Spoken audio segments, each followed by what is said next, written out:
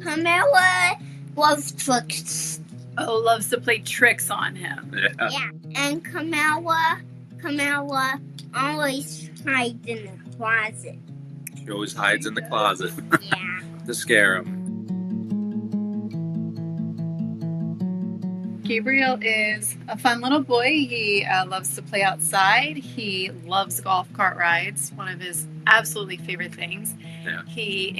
Within the past month or so, he learned to ride a bike with pedals, and he's so proud of himself.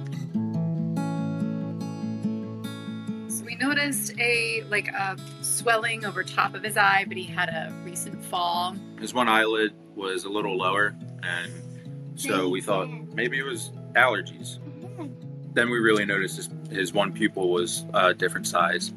That's when we're like, all right, we got to take him in. Something's going on. The nurse had dropped down in front of me. He was squatted in front of me, and he said, "We did find a mass."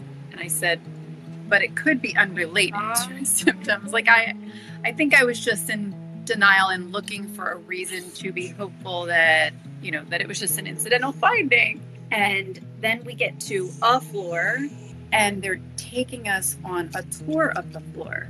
I said, Will we leave this floor? What are we doing here? Because it was just a nurse trying to show us where we were, but no one had told us anything yet.